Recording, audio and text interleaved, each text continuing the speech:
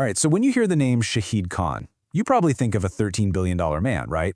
The ultimate symbol of success. But that's not the story we're telling today. Nope. This is about something deeper. This is about a billionaire who hid his greatest pain from the world. So, let's get into it. You know, the public story is pretty straightforward. Everyone looks at him and says, wow, what a hero. It's that classic rags to riches fairy tale we all love. But what if I told you the hands that built that massive empire still remember the feeling of the soil they came from? Because his real story, the one that actually made him who he is, well, it's a whole lot more complicated than that.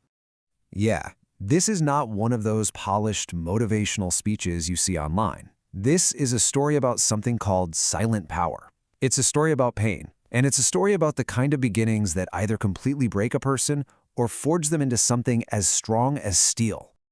Okay, so our story starts way back in the 1950s in Lahore. This is where it all began. The foundation of his character wasn't built with money. Oh no, it was forged with something much, much tougher. I want you to just picture this for a second. We're talking 108-degree heat. Unbelievable. Constant power outages. You know, load shedding. They lived in a small house where just getting by was a daily lesson. His mom was a mathematics professor, and his dad sold survey equipment. So yeah, there wasn't a lot of money to go around. But what they did have? A ton of discipline. And he learned a huge lesson really early on standing outside the cricket stadium. See, he would wait until tea time because that's when they'd let people in for free. And right there, he figured it out. Getting into exclusive places isn't always about having cash. It's about understanding how the system works. All right, now this next part it's absolutely pivotal. This is the moment where all the noise of his childhood just faded away. And it was replaced by this deep, profound silence, a silence that would, honestly, define the rest of his life. See, cancer took his father's voice. Just like that, conversations were gone. Everything they needed to say to each other now had to be written down, passed back and forth in a simple little notebook. And on those pages, it was the same question, over and over again. Son, how are you? Imagine that. In that silence, a 14-year-old boy felt completely and utterly alone in the world. And that pain, that quiet, trust me, it still walks with him to this very day. So, his entire world was about to get flipped upside down. He was about to leave everything he'd ever known, trading blistering heat for biting cold, with pretty much nothing in his pockets. The year is 1967, and just think about this contrast. On one side, you have the 108-degree Lahore ki garmi, and on the other, the freezing Illinois ki barf. The heat of Lahore for the snow of Illinois. I mean, this was way more than just a change in weather. This was a complete collision of two different worlds. And what did he have to take on this brand new world?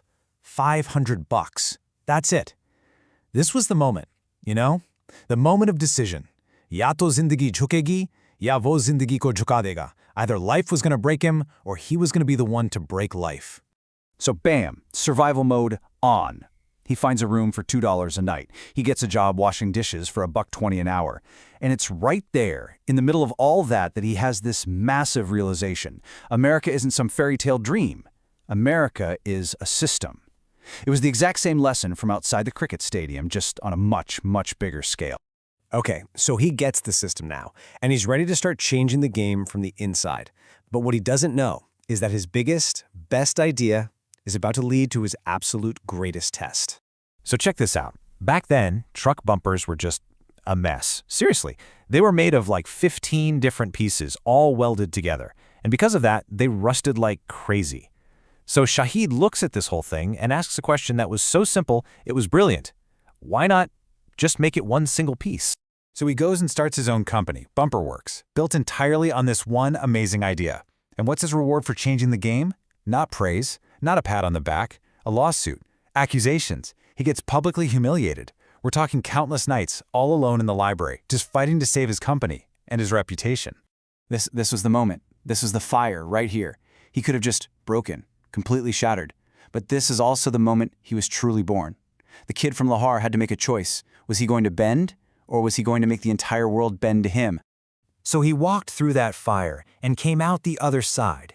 And when he did, he had this totally new understanding of what real power is. It wasn't the loud, flashy stuff you see everywhere. It was something quieter, something stronger, something that lasts. I mean, sure, he'd go on to own NFL teams and giant super yachts, all the classic toys of the super rich. But he knew their secret weakness. A stadium? You can sell it. A yacht? It can sink. That stuff? It doesn't last. His own core philosophy is way simpler and honestly way more powerful. He truly believes that the land always wins. It's the one thing, the one asset that actually endures. And hey, this isn't just some abstract idea for him. He has quietly, and I mean quietly, become one of the biggest private landowners in America. We're talking over 24,000 acres, done without any fanfare. That, to him, is real power. And that really is the core of his entire story. That's silent power. It's not about showing off. It's about resilience. It's a strength that's forged in the fire of real pain, not some flashy display of wealth for everyone to applaud. So here's the main thing to take away from all this. Behind that billionaire's public smile, the memory of that quiet, painful notebook is always there.